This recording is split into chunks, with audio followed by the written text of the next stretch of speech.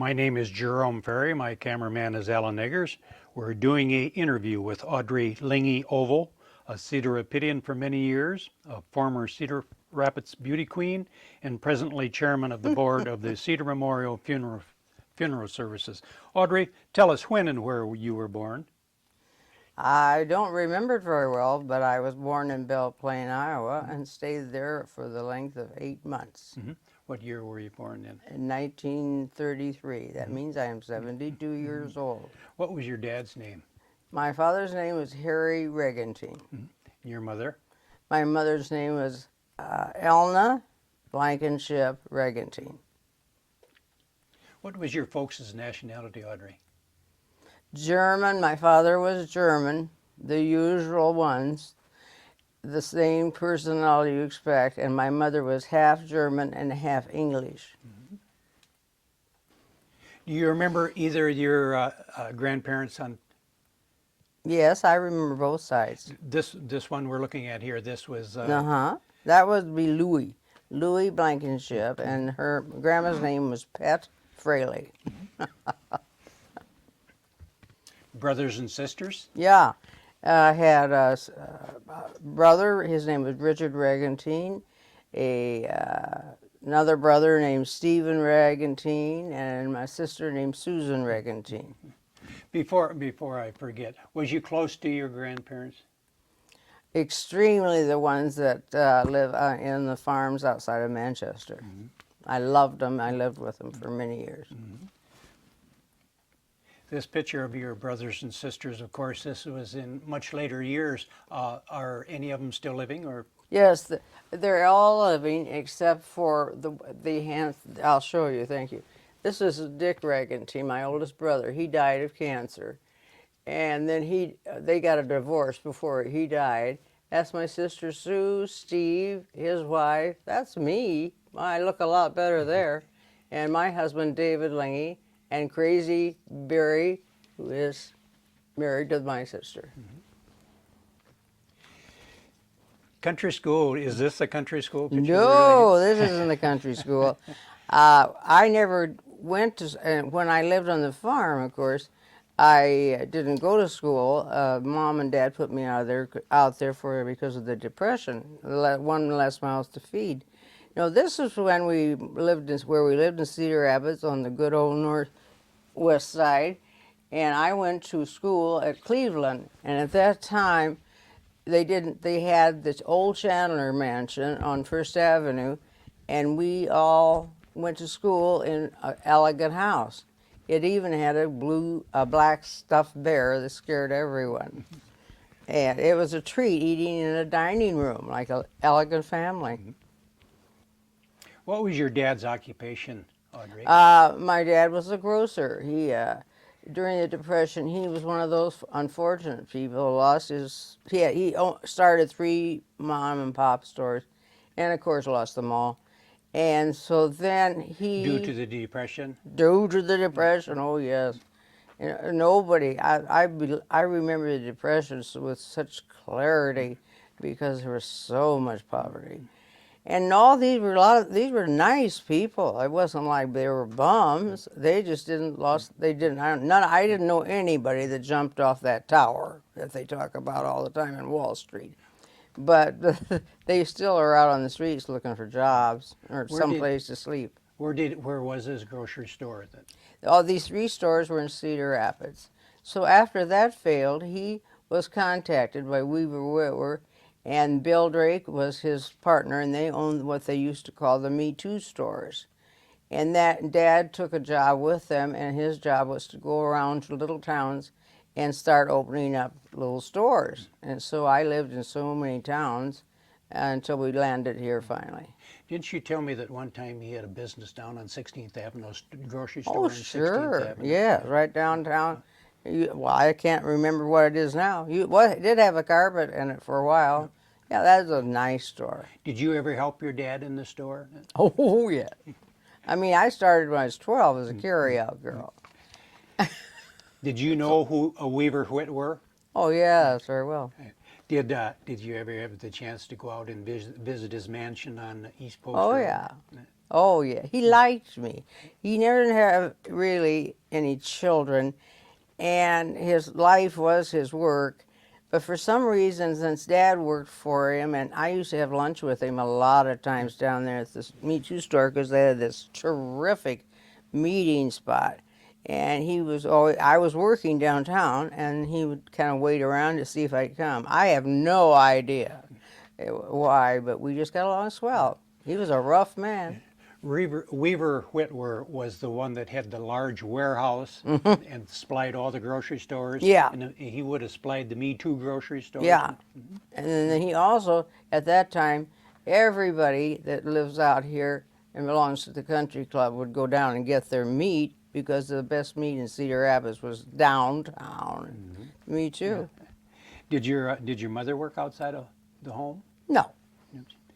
She worked, believe me, she worked, but not outside the home, except she worked, of course, before she got married for Howard Hall.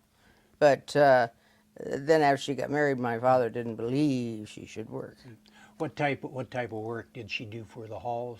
Oh, she came from a little town, and she was so terrified, so sweet.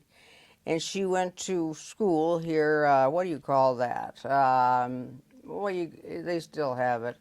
How you learn to do your skills. In those days, it was learn how to do shorthand and type and run machines.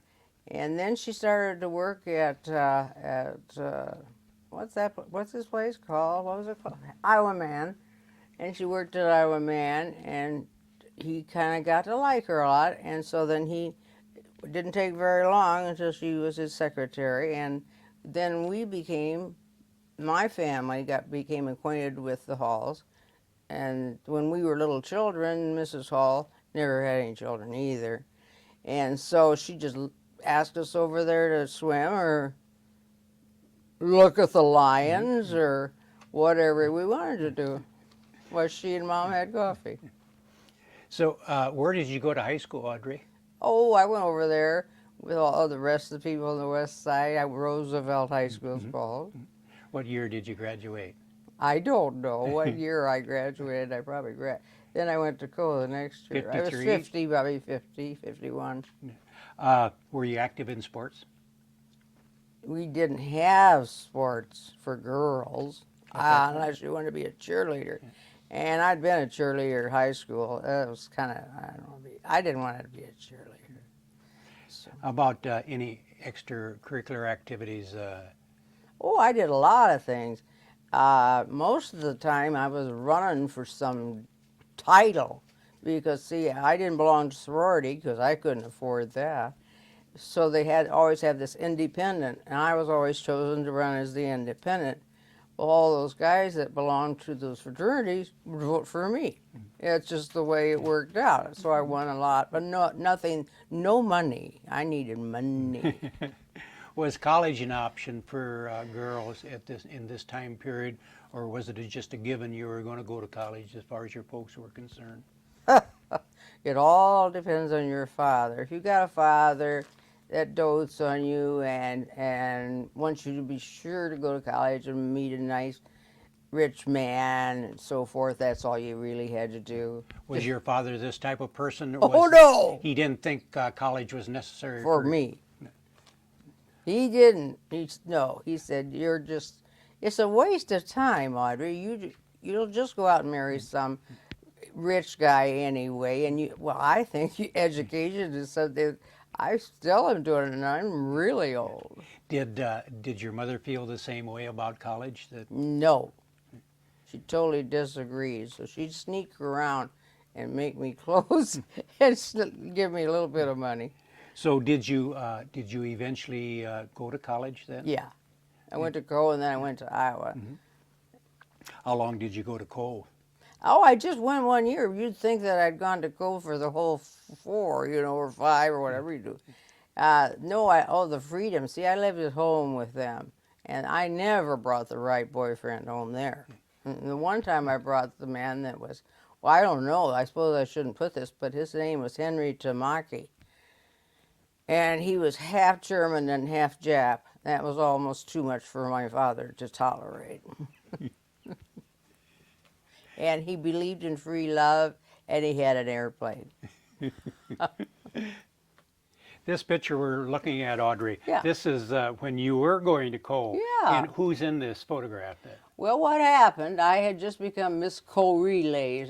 Don't you love that? I mean, they did Miss every day, but you never got any money. I wanted money. And then is Wally, the young man standing there, is my boyfriend. He was the track. He was in track, and he was the fastest they had, believe me. And then that On was the track? on the track and others.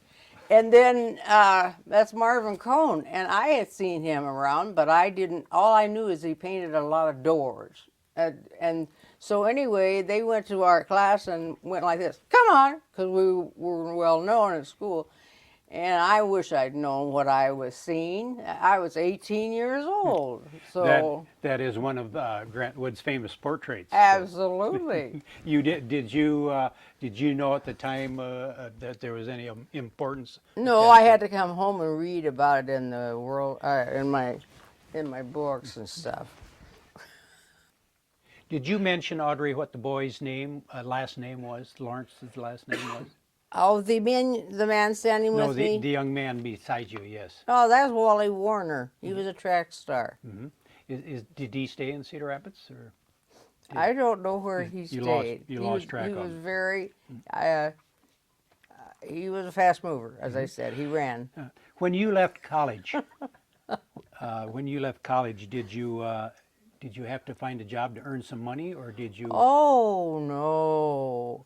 I stayed home for a year because I was working 3 jobs at Iowa, and by the time you sell Christmas trees and work at the bookstore and work at the grocery store, it's kind of hard to keep a C even.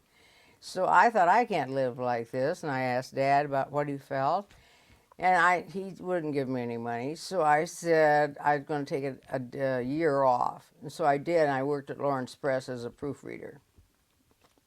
I think sometimes the Gazette could use me too. Where was the Lawrence Press located at that It was time? located around downtown on First Street, and Bob Jones was my boss, and it was a wonderful job. I just liked it. Where was this picture taken, Audrey, and what it's supposed to be? Oh, that was an exciting time. Just for a lark, they had tryouts for Man and Superman, which is a very complicated play, and I didn't have a clue what I was talking about. It was written by George Bernard Shaw, and it was about the conflict of the sexes. I never got that. I had to study it later. All I had to do was memorize these lines. Costumes were real cute, as you can see. They hauled in this guy standing beside me. He was 10 years older than me, which seemed like he was ancient at that time. Because I was 18 and he was, 29 or something, ancient. And, but very, very nice. In those days, they used to trade back and forth people. But I got the job, not because I was so talented, but Virginia was, I wish I could remember her last name. She was there for years, and she heard me in the audience, and she said, who is that, who is, speak up. I said, she said, ask me my name, my wonderful Audrey Regentine name. And so she asked me to read for this part, and I got it just snap. And I didn't know anything about that hard stuff, but I got through it okay. Is this automobile, is this the one that is in the stationary exhibit down at the Linn County Historical Society? Yeah. Well, you know, those days you really had to look for those kind of things when you were doing those kind of difficult period parts. So when you made yourself some money, did you? I mean, big money, like $60. You made enough to go back to college? I saved all my money. At first, I went out to work out at Estes Park as a waitress, and I saved I saved $1,200, a lot of money in those days. Not now, but it was then. And that was enough money for me to get into Iowa. And so that was an experience to live by myself on a porch. So then, yep, I finally I just sending mail orders home to mother so I wouldn't be tempted. Just a lot of things you'd like to buy in Colorado. when you went to Iowa, what was your ambition? Did you Oh, I'm just going to be a teacher. I just thought, what not? I like little kids, and I knew more than they did. did you belong did you belong to a sorority? Oh, heavens no, I couldn't afford that. Couldn't afford that. Did you enjoy college life? Oh, yeah. Yeah. I had a wonderful time. I was pinned a couple times. That's a big deal. You know, I think it's a big joke now. But and when my first husband, David, instead of giving me an engagement ring, and he was 28 years old, he gave me his stupid fraternity pin. And then he proceeded to go to the islands with his mama and dada. You know how you feel about that.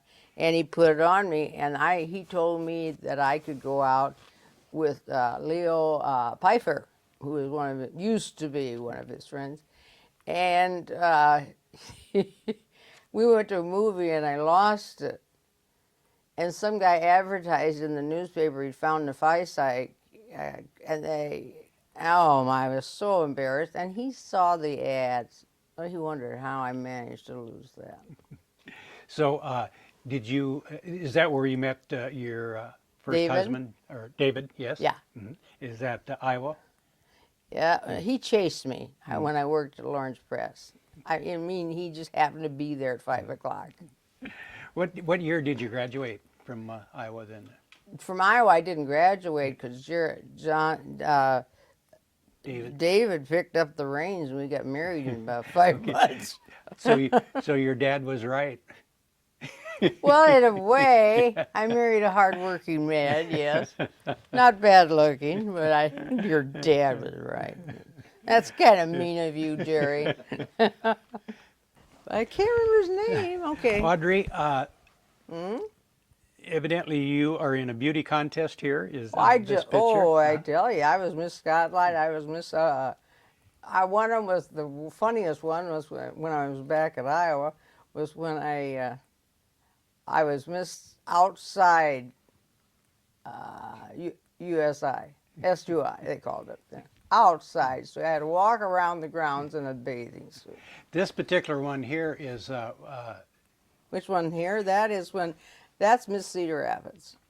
And this was with the Junior Chamber of Commerce? Yeah, it was a JC's promotion. It was huge. It had about 80, oh no, maybe at 80, about 60 girls tried out. I didn't do it I didn't think I'd win that one. Was this an annual event? Yeah, that they were doing it, yeah. Was this similar to the industrial ball that the different manufacturers had at? Yeah, well, it was mainly the JC's raised the money to have the contest. And then they were all hot and heavy. These guys were having a lot of fun.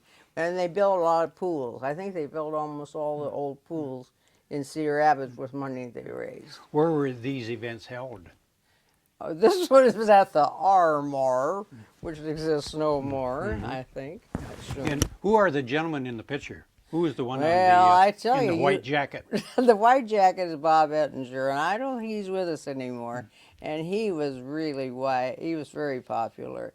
And the other one, the taller one, he was my escort. He was to go to Clear Lake. Like your chaperone? He was a J.C. chap. Yeah, I'm getting my tongue all mixed up. J.C. chaperone. Yes. Because of your age, they wanted to make sure that nothing happened to any of their contestants. I don't know why they didn't send a lady, but anyway. Did you get any national recognition? Oh, I got a lot. This one was an AP photo. Queen Audrey, it was called, and her court. I loved that one. Were the other girls, were they local girls? Yeah, they were. Two of them went to school. This girl, well, it really doesn't matter, but they were local girls, but I just didn't think I could beat out that many girls, and with this terrible name. Now, if I'd had a cute name like Sally Sue or something, I would run, walked away with it. But Was there any talent involved? oh yeah, I had to do it. Well, I found out one thing that I can entertain with a story. And so I found a darling story, and everybody was out there dancing. It was just cramped.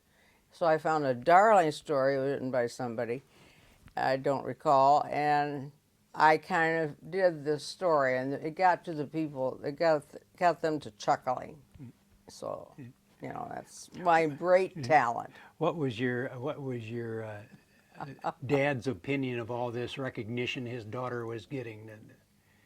You realize my father, I called and woke him up, and he said, okay, and went back to sleep. And then the long one, there was one that was all by myself. That one there, they cut the robe off, and so I was just in my bathing suit, and that was in the back of the Saturday paper. Oh my gosh, and Dad was embarrassed. That was his recognition. Everybody that came into the store said, "Oh, we saw Audrey," I know. I don't know what I was supposed to wear, one of those wool things. So no, he loved me, but the only time I ever found that out was when I was driving across town to marry Dave.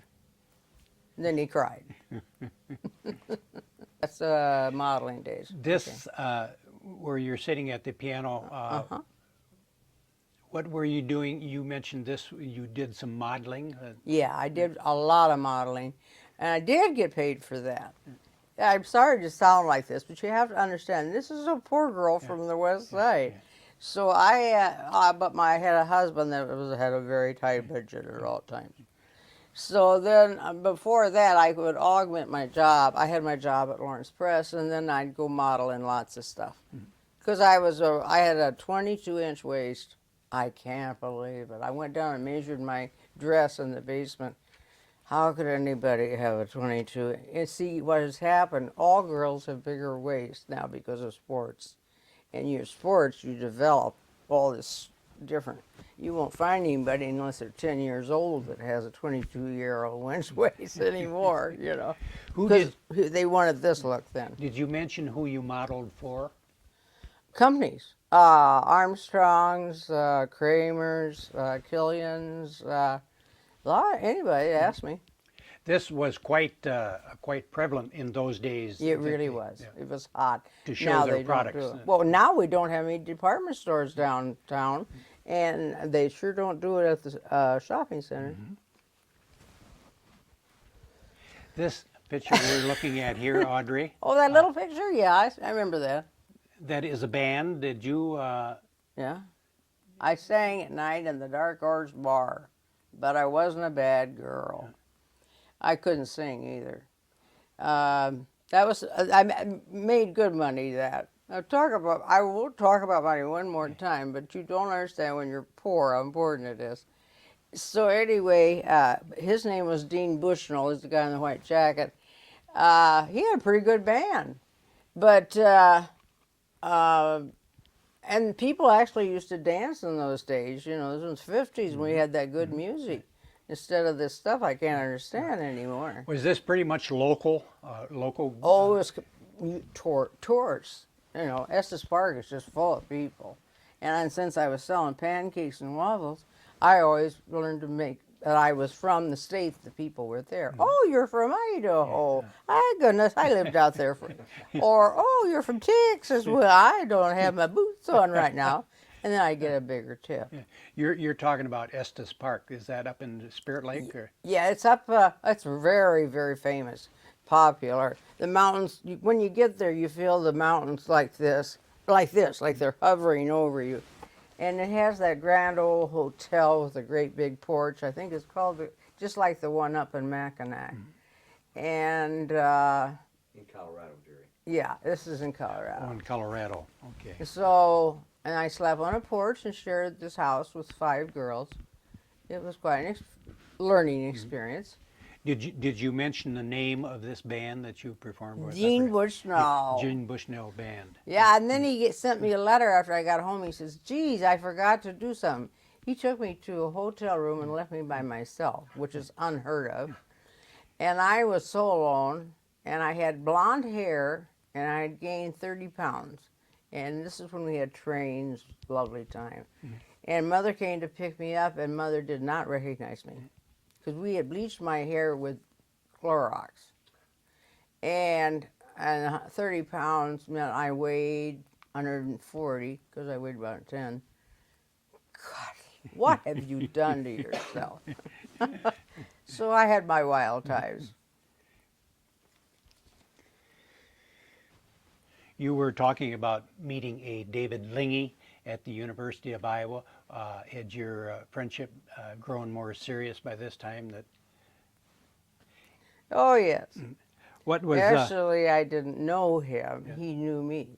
And he trailed me when I went up to Clear Lake for the Miss Iowa contest. One, did he go around with you to the different beauty pageants when?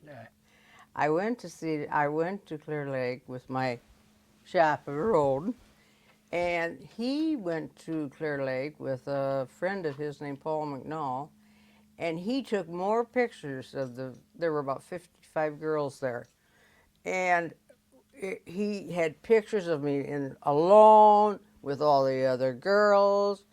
He stalked me. It's illegal. That's what I told him. I found that out. And then, on top of that, there was a girl that came in a nice car and put her leg out, and that looked too good. And she brought the rest of her body out, and every single one of us knew we were dead. It was Carol Morris, and she was the adopted daughter of a minister from Ottumwa. She won Miss America, Miss World, Miss USA, and one other. Won everything. And she looked like Elizabeth Taylor. In the olden days, people used to tell me I did, but this Carol, and she was nice. I won Miss Compatibility. The girls won that. That means you're usually a dog.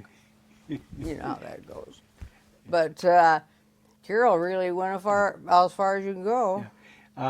Did Dave have a job? Was he Oh yeah, gainfully employed? and he was getting fair. He was working for his father at Cedar Memorial, selling every night. What did your folks have a good opinion of him? Or Oh, I had the real bad flu, and Dad's mom came up and said, "There's a guy down here. He's got really beautiful eyes, but I don't know. He wants to see you." And I said, in my chenille robe, last thing I wanted to see was a suitor. And so I said, "Oh, forget it." So then 2 nights later, he came back. And he had on the ugliest tweed suit with an orange tie and a hat. Oh, now, that really was something I looked like I wanted. However, I finally got him shaped up, and he made him look like the man of distinction he should have. But he wasn't a very good dresser in the beginning. And he just told me simply, he went up the first night and he said, "You're going to give me a kiss goodnight." And I said, "Nope." And I said, "You ate onion." I'm not. The next night he did it again. He says, and he just stalked me because it was time for him to get married. He adored me, and I would be the right person for his children. So it was a love affair, I guess. You mentioned that he. He told me it was. You mentioned that he worked for his father. What business was his father in? He started Cedar Memorial. When he came to town in 1929, Carl Linge bought a farm.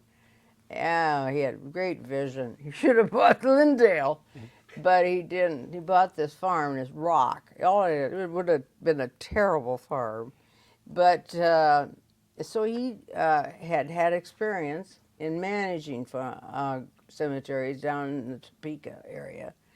And he also was a GE dealer, and he was a man on the go, and a beautiful wife. So he said, "We're moving up here." He saw the opportunity, and then he came up. He was so sure of himself that he built this gorgeous house on 23rd Street Drive, one of those stone houses, And that's where Dave grew up and the other children. Was his dad a mortician, or did he No. just start this cemetery and Cemetery. sold lots? Dave was never a mortician either. Okay. And then what was Dave's duties, or what function He did sold cemetery lots like every night. he's a salesman. He'd go around door to door. What are you talking about? Of course you had to. And nobody had any money. And so then on Friday night, he'd be so bored, he'd go and collect $5 from these people. I said, what are we doing here? $5 here, $5 here, adds up. Then they don't get in the, bad piles of non-paying.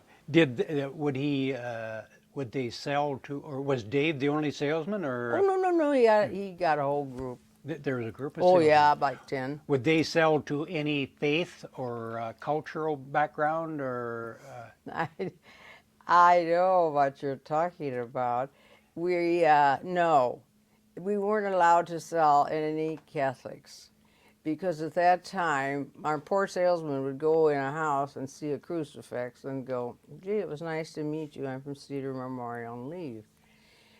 Because the priests wouldn't bless the graves. They had their own awful cemeteries and were struggling, but if the priest won't bless the grave, nobody would buy. So we did get a little prejudiced for a while about that. And then we had to cope with John Turner, who had about 80% of the business in Cedar Rapids. And it was a busy, wonderful time. And then Dave decided to build the funeral home. when? Let's back up a little bit, Audrey. When you were talking about David's father purchasing some property, this was actually a farm out on First Avenue where Cedar Memorial is now. Yes, at that time, everything is now growing together, as you notice, with the corridor and that. Well, Marion was a separate town, and there was grass, and there were 2, 3 farms along there. And so when Carl came, he bought an actual farm. Actually, it wasn't a very good farm, but he wasn't going to use it as a farm anyway. So he bought this rocky farm, and then Lindale didn't even exist. It was just grass, and somebody else owned it. I do wish he'd bought Lindale too. So we were talking. I was asking you about if they at this particular time period, if they sold to any faith, and you mentioned that they didn't sell to Catholics. Did your husband find a way to get in good with the Catholic churches in Cedar Rapids to overcome this, or? Yes, David was what you'd call brilliant. I mean, brilliant. He was a good salesman. That too. But then he was so far, he had vision. And Jerry, my present husband, it sounds like I run around having husbands, but I don't. But he also has vision. Just some people do, and some just do the laundry and don't think. So what he did was, now what was the question? I asked you if David if he got in good with Wow, the local priests of the yeah. parish. Oh, I know. I told you something that was really funny. I'll tell you this.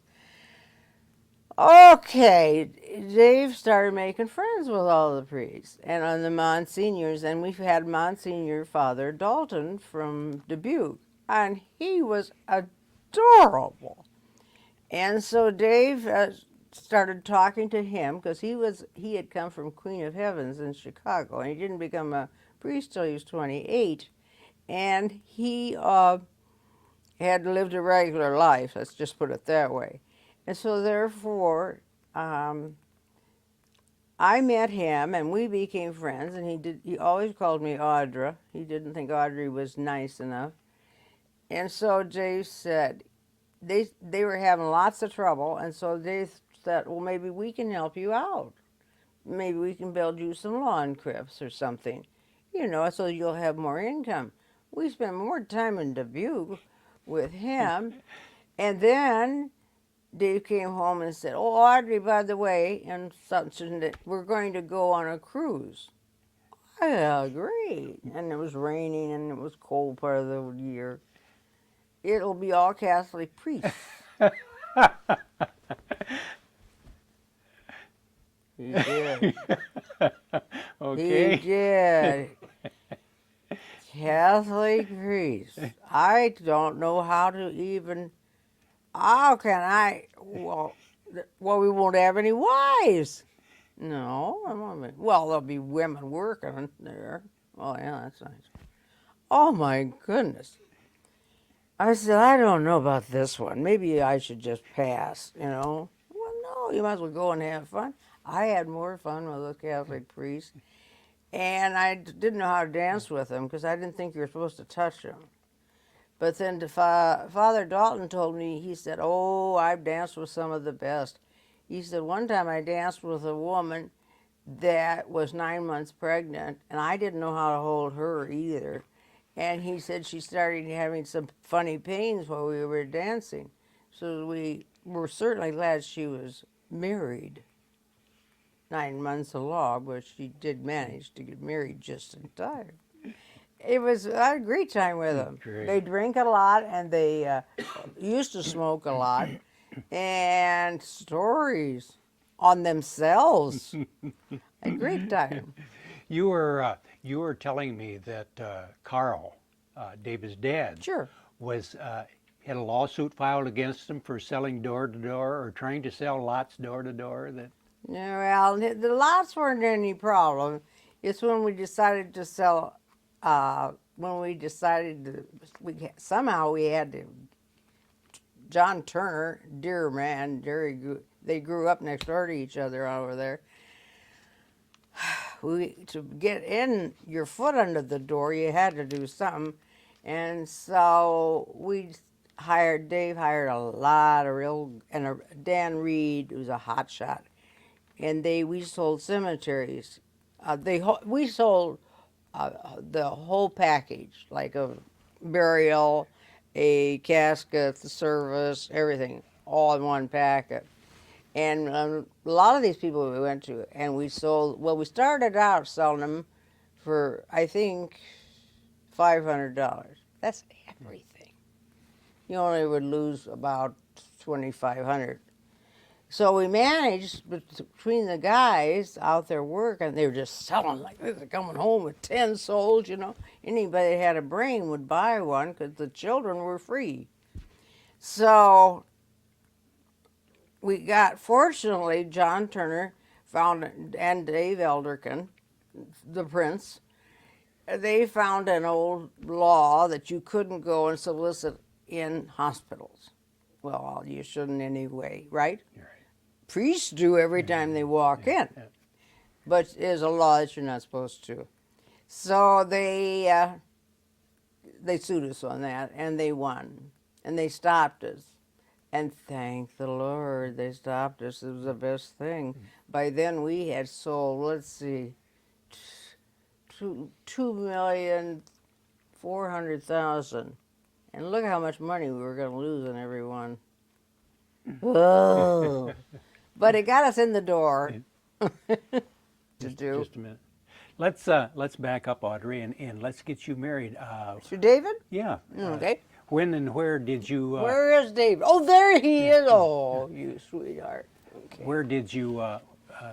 Where did he propose to you? All right, this was the situation. Where did he propose? I'll tell you what he did. He didn't want anybody else to date me, but he decided he had to go to Jamaica with his mommy and his daddy, and that's just the way I put it. By that time, he was now getting in his late 20s. So, and he wouldn't let me date anybody else. So, and all I ate was celery. I was the cheapest date in Cedar Rapids. So he'd follow me around if I went out with Glenn Chatham, or if I went out with some other people, see me, watch me eat my celery. And look out the window. Oh, shoot, he's out there spying on me again. So he decided he had to go to Jamaica, and he said there's a girl that goes to those meetings, and showed me her picture, and pretty she was. I said, why don't you just go and have a good time, and I will too. I'll just go ahead and date. Date? Yeah, why not? You're going with mommy and daddy at your age. I wouldn't go any place with my mommy and daddy at that age. So he went and he wrote me love letters, 3 scented love letters, and did everything. And then what does he bring me home but rolls and rolls of that beautiful English cotton? It's got a Victorian name of some kind, and you only buy it in England. What in the hell he thought I was going to do? Make myself a bunch of dresses with this fabric? You know, rolls of it. Well, Mother was bug-eyed. She knows how to sew. She got it. So I said, "Oh, that's very nice." I just kind of expected a ring a little bit more than a bunch of fabric. So then we decide, okay, he's like, why don't we just get married? It's going to be simpler, isn't it? Yeah. So he went and bought me a ring, and nice ring, nice ring. Now lost ring, but nice ring. And I said, and he told his mother, and he says, oh, they were thrilled. They really liked me. Oh, thank the Lord, he's got a decent girl, that type of thing. And so we went and got our license, and I said, I don't want to have a big wedding. And I can't stand them. I hate going to the showers.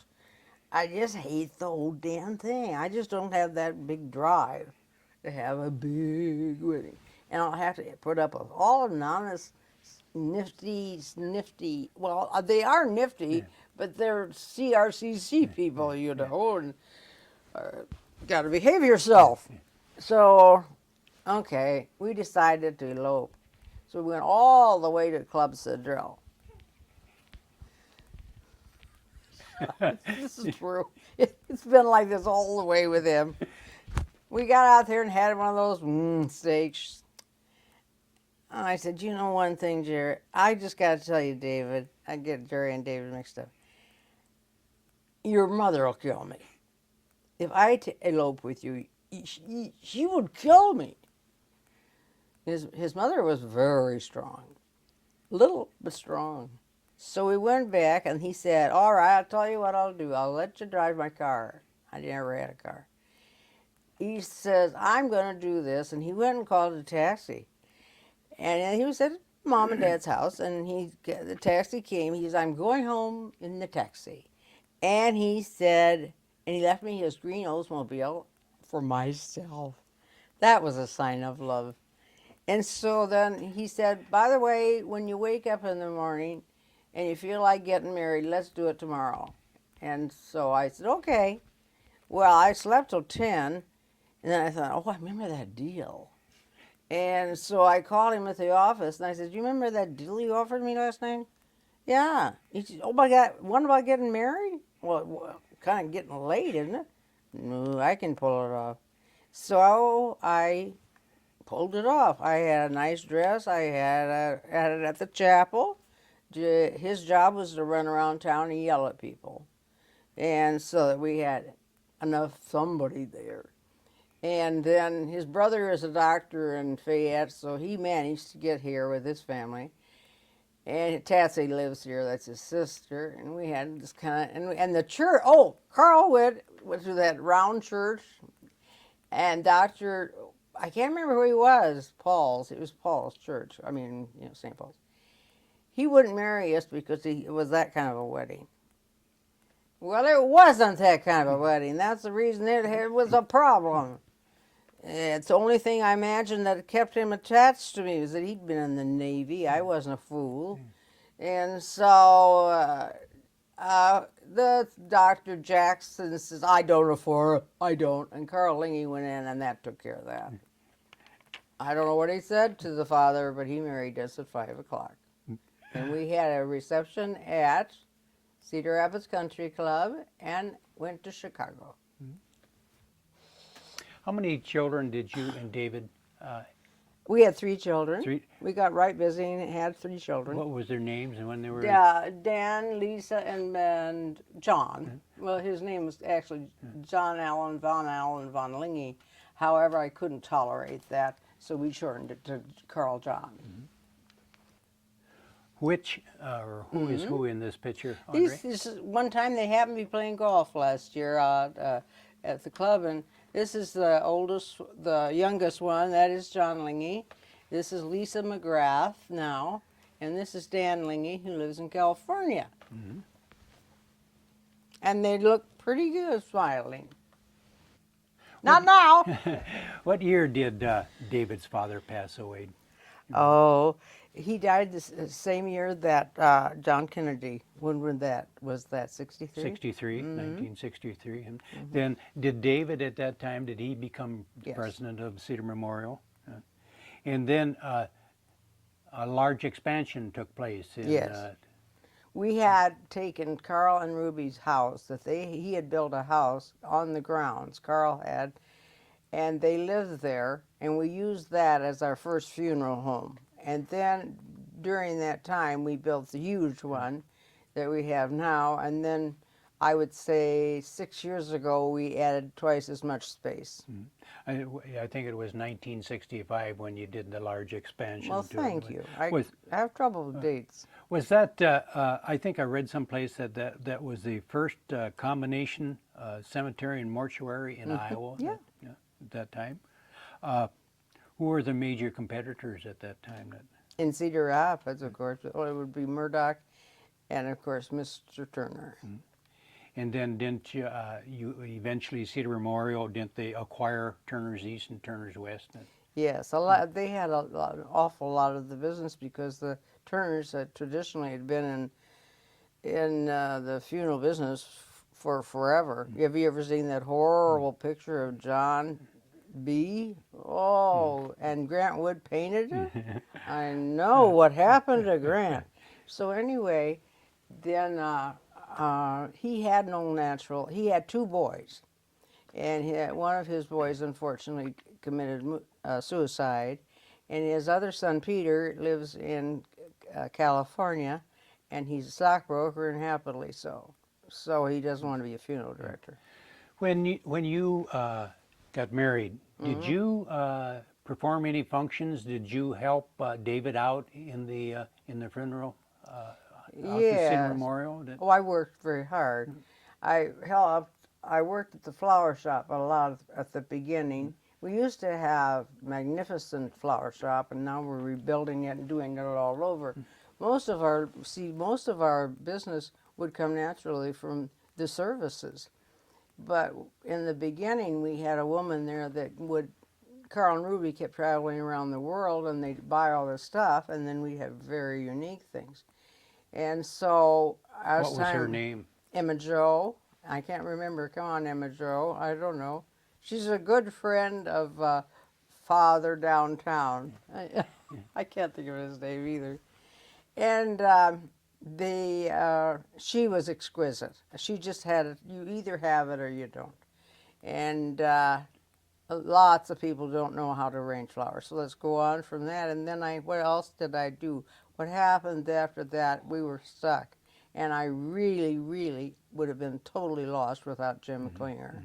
So Jim Klinger became the force of running the place. And then 1 year after Dave died, I gave John an opportunity to find himself, which means I canned him. And he went on a sabbatical and went out to, I only cried for 6 months before I did this, but I did it very carefully. I did it in an attorney's office so that it would be safer that way. And therefore, in Darrell Morph's office, in fact. And John now says it's the best thing that I ever did. He appreciates it so much because it gave him time to grow, to think, To mature. Mature. And he went to a Jesuit college for 2 years and became sort of spiritual. He's nice he knows a lot about the Bible now. And on top, the best thing of all, he met Dina, the one that keeps calling.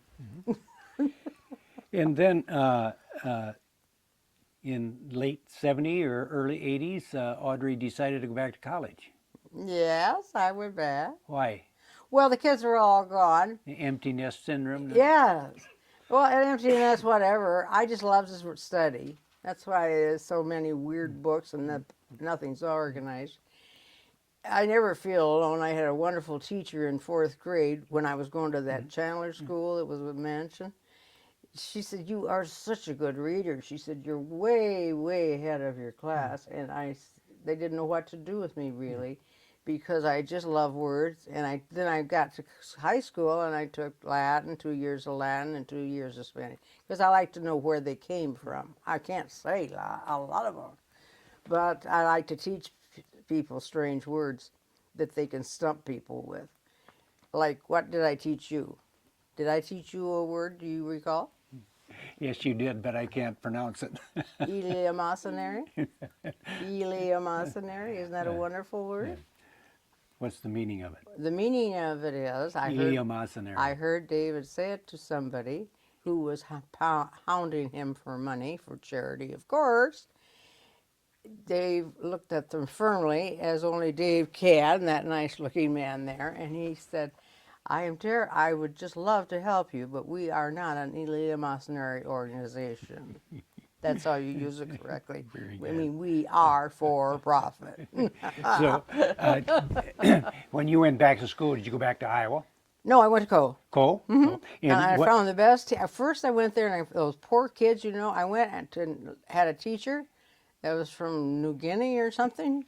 I couldn't understand a word he said. So then I got a tape recorder and sat up real close and taped him. I couldn't understand him on the tape recorder. So I decided to go to the head of the English department, who was brilliant, and I said, "Can I be in your class?" And I mean, you know, here you are sitting around 18-year-olds. Are you? And so therefore, I it just being enjoyed taught. She said, "You're rusty at writing, very rusty, but boy, are you creative." So we worked on it. That's it. Did you have thoughts of pursuing a career when you got out, or just I write all you the just time. did this for self-satisfaction? Oh yeah, yeah. Oh, Did you ever wish, Audrey, that you would have pursued a career of your own when you think back now? oh yes. I wish Mother had sent me to tap dancing school, and instead of wasting all that money on piano, because I love to show off. I have a whole family of people that like to show off and be center stage. Dave and I did it all the time. Now, my wonderful husband now, Jerry Ovel, he isn't like that at all. He is so quiet and pleasant, and after you show off for a while, he'll tell you what he thinks of it. When you, after you got out of Cole the second time, Yeah. you had placed an ad in the Cedar Rapids Gazette. May I read it? I think it's, with your permission? well, don't you have the picture? I have The picture's out in the living room, I think. The ad was bad. the ad you had placed in there. Mother who has completed apprenticeship, now looking for new fields to conquer. Sort of personal, sort of attractive, and extremely clever. Can type, proofread, meet people very well. Please call me. Please. Did you get any offers? Yes. All of them illegal. The best one was this. I got. He only could call once a week because he was in prison. He wanted to write a book, and he wanted me to help write the book. And he was that famous man, I can't think of his name, who was always breaking the law, and he was always in prison. But it was brilliant, and he didn't kill anybody or anything. He did more robbing, I think. I can't recall his name. He definitely, I did not feel I would be comfortable going to help him write his book. Did David did David hire you back? And David hired me back. after you finished college? Well, during the time after after Dave died and John went on his newfound freedom, then I ran the place for a couple of years, and with Klinger. Oh my goodness, Klinger, yes. And he's a saint and the best funeral director in Iowa. And he knows everybody in Cedar Rapids. So we worked together. He taught me how to how to do arrangements. It's very tricky, and families are very emotional, and you have to really watch for certain signs. And he's marvelous. And then I did arrangements a lot, and then I did advertising. I did television commercials for quite a while and radio because they liked my voice. And they wanted Dick Penny wrote most of those, and then. All of this was wonderful because it kept me busy, busy, busy. And then, of all things, Jerry Ovel called me, and he told me that his wife Betty had just passed away, and he said, "Can I meet you out at Cedar at a certain time?" And he came in as organized as all typed up, everything. His face as drawn as it could be, and here we were talking about people we both just loved. And it was one of the biggest services I ever saw in my life. And just because she was such a lady and so much fun, fun, fun. She was all, you know how quiet Jerry is. Well, you don't, but he is. She was everything but Bubble City. I loved her. What year did David pass away, Audrey? Oh, he was sick for about 6 years, and he died in 1988. He had still been quite young. Yeah. Yes, almost 60. Cancer. Yes, he had bladder cancer, maybe 6 years before that, and Peter Kern took good care of him, but then it showed up again, and he had lymphoma on the back of his neck, and he had no idea that he had it. We were in Colorado, in fact, coming home, and he apologized in the car. He says, "Sorry, Audrey, I'm sorry I can't button my, you know, we were at a wedding. I can't do that." And we were having that when we got home 2 days later, we were having a private gathering at our home, not this one, our big house, for Isaac Stern. And so we had to go get Isaac Stern, and we did in our Rolls Royce, and just trying to make him feel good because he's a lovely man. And he gave me he says, "Am I the person can I give you my fiddle?" And I said, "Yes." He says, "You know, that's a Stradivarius." Yes. A very old one. "Can I trust you while I'm here with my fiddle, or should I take it to the hotel?" And I said, "Do what you want." He said, I could have them lock it up. I said, "I think I'd feel better if you did that." So, it costs millions of dollars you don't want to be responsible for. And so then his neck swelled up, and my son, Dan, who knew how to fly, flew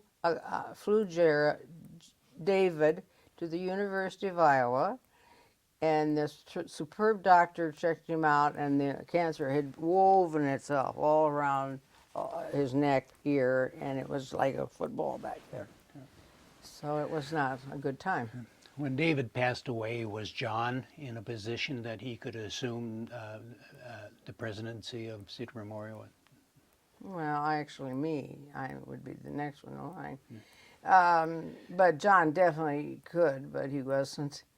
He just wasn't quite ready to take on 8 other funeral directors that were older than he.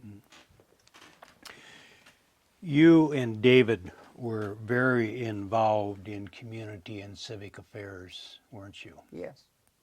What was some of your favorite Well, charities? my favorite charities have always been the arts. Uh, right before I whispered in David's ear, "If Pete Bezanson can do it, why can't we?" So between John Knapp and Darrell Morf, and they figured out how we could buy the Iowa Theater building and give half of it to the theater when it badly needed it, and then the other half went to the symphony, and they had the office part, and then they would gradually, the theater would gradually buy it from them, and it's worked out that way. Then I was president of when they built the library, fundraising there. I've always supported hugely the Waypoint, they call it now. And I just think that's a terrific program. And the women's hideaway place, you know that place. I've worked down there. And then, let's see, always the theater, always the symphony. There's my 5 favorites. Then the History Center came along, and I met with her, Martha, yesterday, and she had all the sheets and what I'd done. And she was right on target. I had, in the beginning, when we were getting started, I certainly did hate that building. But little by little, I'm getting used to it, and now she tells me we might have a marquee. So I said, that might go with it better. Did you have time, or did you have time, I guess, to do any civic functions yourself personally? That Oh yeah, yeah. I was on a lot of boards and all that, of Mhm. course. Yeah, mainly, I started out on the Tanager board. My daughter has been totally involved with them, present, now off, then back again, and that's her spot. And they asked me, of course, and I gave them $50,000 for their swimming pool, which they keep trying to thank me, and I'm not available, as you well know, Jerry. I can be like that. And they put me on the board of that one, and I finally resigned because they meet at 7 o'clock a.m. I, during the wintertime, do not get up at 7 o'clock a.m. and go to a board meeting.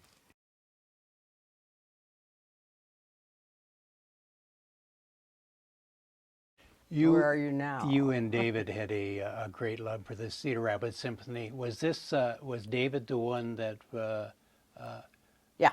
led you to? Oh, yeah. Oh, yeah. He taught me. One of the things that used to drive me crazy, he'd go all the time. He'd give him money. And I was the star. I shot the can one time out at Kirkwood. They called me, the guy wrote it up, said I was the best looking cannoneer since whoever that woman was. I can't remember. Then I shot a gun. You know, I was like a little star. They played around with me. They had to reload that cannon real fast. It was kind of hard to do outside. Yeah. But we got it done. Yeah, I did a lot of stuff like that because they used me as the fun person. And then half the time, if I didn't want to go, I've got a friend that looks just like me, Sarah Sorensen, and she's been crazy about Dave since day one, and she loves to impersonate me. Was David? Did he serve on the board at the Cedar Rapids Symphony, or did you? For He refused. David refused to be president of anything. Now this. John, your son John, is Yes. with Cedar Memorial, Yes. and Lisa, she is.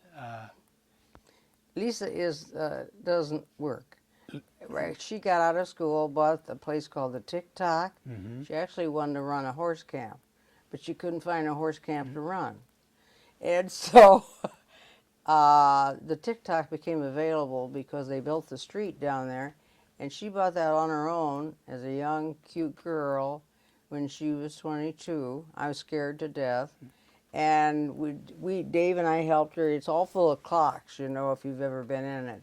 I was just there yesterday. It's still a great food.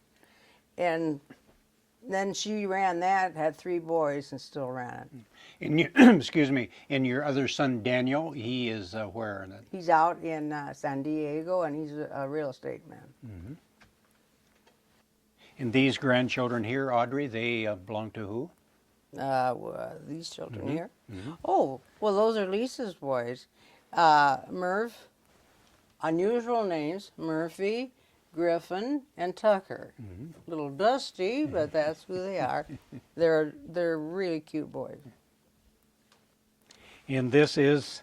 Oh, this is a lovely picture that I stole from John's office. This is Dina, John Linge's wife that he met in Colorado.